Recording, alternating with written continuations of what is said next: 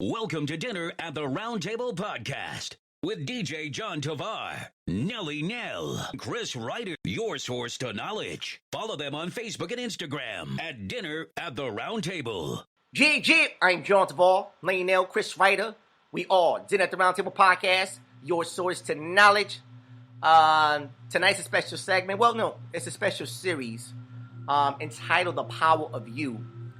Especially, I want to talk about this because I've been more in tune to myself, more in tune to my inner being, more in tune to my inner nature, assessing life, getting a better understanding of life, getting a better understanding of myself, knowing myself. So I definitely want to talk about the power of you. And I want to start with the power of imagination. So let's start like this.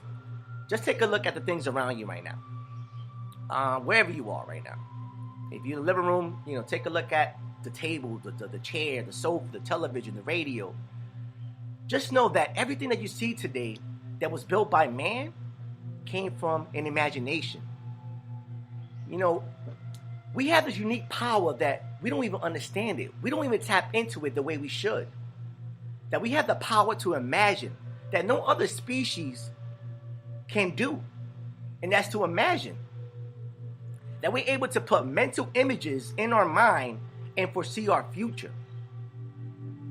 But unfortunately, we have been educated. We've been educated out of this power of imagination. Because think about this. As kids, we will imagine everything that's possible. We had no limits when we was imagining. But because indoctrination, we take this unique power for granted. We don't even know how powerful we are. Only the ones that understand the power of imagination knows this. And sadly, the ones who really knows this are the ones who are in control of this. This is why when I talk about the American dream, I'm really talking about the people who knows that the majority of the people are very limited in their imagination because of what has been, superimposed on them. The state of living in limitations. They don't know that the power of imagination is one of the most dynamic faculties that you possess as a being. So it's not until we break out of this, we will never live to our fullest potential. And I'm just so amazed that we could picture ourselves having or doing the things that we want to do and successfully doing it in our mind. That we could visualize anything that would or could happen to us and live it as it's happening to us right now. And it's by penetrating those thoughts and those images to our subconscious mind. 95% of our mind is subconscious. The other 5% we use it consciously. We have two separate minds that are interdependent to each other. Our imagination activates the creative powers to our subconscious mind. We are truly governed by our subconscious mind. Now, going back to imagination, it's the creative dreaming of things that you want to put into existence. Using your imagination consciously and having that will to be what you want to be, do what you want to do, and to have what you want to have. You see, imagination is the eye of the mind. But we must, be aware of the power of the eye of the mind because what you see is what you get. So it's very important that, we see it in a positive light. So we need to recondition our mind by practicing the power of imagination. When we understand that all of us simultaneously live in two worlds, the inner world and the outer world, then we can apply this unique power that we possess to separate our consciousness from the outer world because everything begins within you. You are the creator of your destiny. We've been taught to interpret our reality through our five senses, which is see, hear, touch, taste, and smell. But we have more than five senses. We have a sixth sense.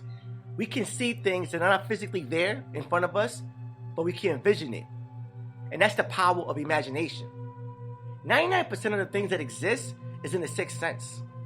The other 1% is in the five senses. And when you're imagining, it's important to point out this. It's not all about seeing it, but it's all about also feeling it. Vibrate with that feeling that you already have it, that you're already doing it. Plant those seeds of feeling it. And also hear the sounds of those images.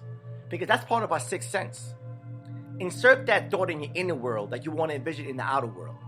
Whatever you want to happen in the outer world, you must make those mental images as it's happening to you now. Any thought that's repeated, that is nourished, it's going to produce. Every time you create a mental image in your mind, it becomes more powerful, more real. But we must do it repeatedly. It's the power of persistence that's going to make it into reality. It begins with a thought, then an action, Then lastly, persistence. And once you do that, you'll be able to manifest anything. Train your mind to be open to new ideas. Break out of that indoctrination. Don't stay boxed in. Allow your creativity, your imagination to open up. Let your imagination roam freely. Don't try to make too much sense out of it, because sometimes we tend to overthink. We cannot allow our imagination to confuse us by overthinking. Imagination should be practiced with comfort, with ease, with joy, and most importantly, with love. Decide what you want to do, then relax. Spend 5 minutes unwinding yourself. Get yourself in a comfortable space and spend at least 5 minutes visualizing the reality that you want. You see, if you can create a physical image in your mind, that means you can create a replica of that image in the outer world. We're born into this world learning to create. We are divine creatures, but we don't even know that. Think about how we came from living in caves to building cities. Just take a look at the infrastructure. From climbing stairs to elevators. From riding horses to get to point A to point B to now flying planes. This all came from an imagination. We must use this powerful tool that can enable us to manifest anything that we want. But we have to trust the process. So I'm going to end it off with a final thought, as we always do here. Then at the Roundtable Podcast, your source to knowledge. Whatever you can imagine is real. Anything that you could conceive of exists. Our imagination has no limits. It doesn't even know what that is. In the words of Neville Goddard, who I definitely truly recommend for you guys to really research him. I read plenty of books of his writings, who's mentored by Abdullah, which is an African man, who I definitely recommend for you guys to also research. He said this, and I quote, "All that you behold, though it appears without, it is within your own wonderful human imagination, of which this world of morality is but a shadow. Your whole vast world, you are within me, I am within you.